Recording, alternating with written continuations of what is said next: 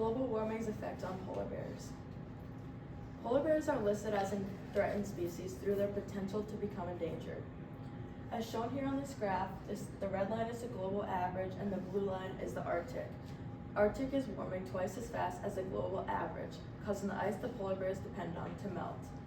With the continued impact of global warming and the climate change, there's a 70% chance that population will decrease by 1/3 over the next 30 years. Ice and sea ice is essential to their survival for them to hunt, reproduce, and survive. Polar bears are the top predators of their food web. This supports the fact that they play a vital role in their ecosystem. As shown here, their main prey are Arctic seals. 80% of the species' diet is made up of blubber. Their diets are meant to be fat-filled and are now facing issues stemming from their prey. Seals are affected by the warming due to their reliance on ice for snow breeding, food, and habitat. Without the necessary amount of ice, the Arctic seals experience food scarcity, habitat loss, and less reproduction. Due to the decrease in the availability of their prey, the bears have switched to less fat, more protein diet, consisting of more muscle. Bears who consume less fat have lower energy and lower survival rates. One of the articles I connected this to was urban evolution.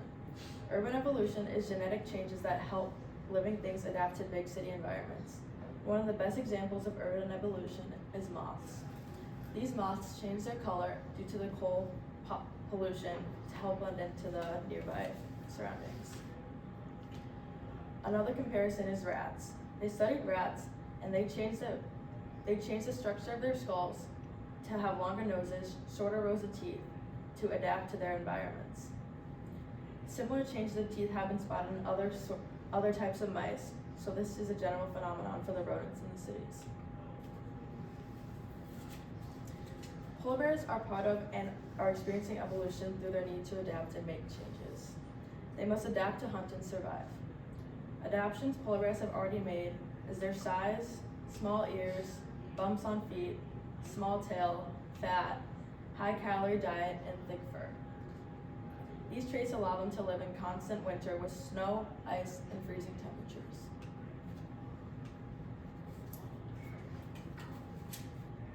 It's crucial for polar bears to adapt, as a major challenge they're facing is the loss of their land. Polar bears have begun to change through these conditions. Since it's harder for them to hunt their typical prey, they have switched their diets, allowing them to receive the necessary nutrients to survive. Human interactions have become more popular during these times. As they are continuing to lose their habitat, they become more focused or confused and begin roaming the villages. This can be harmful to both humans and bears. The other thing I compared this to was the TED Talk. In the TED Talk, floods had caused inconvenience to the world and the familiar land as they knew. They continued to construct and create new ways to live with the inconvenience of natural disaster. They looked into the past for guidance on situations. It speaks about the moderations they did to improve the floods of their land and cultures. They evolved technology and planted trees with long roots to help survival in the floods. This relates to polar bears because polar bears have a high genetic diversity, suggesting that they may have the ability to adapt to their new dependency on sea ice, makes them highly vulnerable to climate change. This adds to the fact that they cannot adapt without our help. This quote says that there is still time left to help the Arctic and the impacts of climate change. Ultimately, experts agree on 5 important ways we can take action. The first way is to fund research to help us better understand the future of the Arctic and what that might look like. The second is to advance technology and help resources to reduce the amount of carbon dioxide in the atmosphere. Third, help people of Arctic adapt. This may even include relocating. Fourth, help scientists gain tools that help us effectively understand and adapt the changing Arctic. And 5, provide a voice for the Arctic.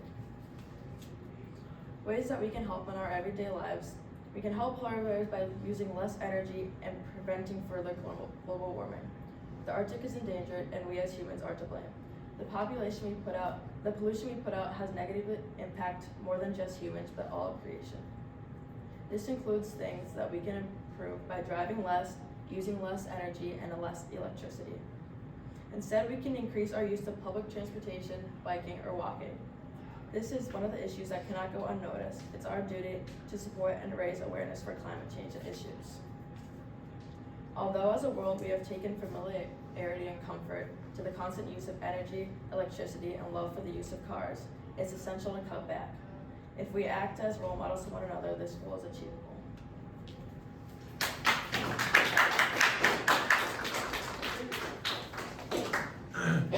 How did your research question evolve as you moved through the process? Initially, I was thinking about how does climate change affect the Arctic. This was broad, and I narrowed it down to global warming and the Arctic as to specific animals, which was polar bears. Okay, thank you. How did you use the conclusions or questions of others to advance your own research? I used the questions of others as we were walking around with the posters to spark new thoughts into my research and help me gain information and different perspectives to look for in my writing and presentation. Okay, thank you. Another round of applause.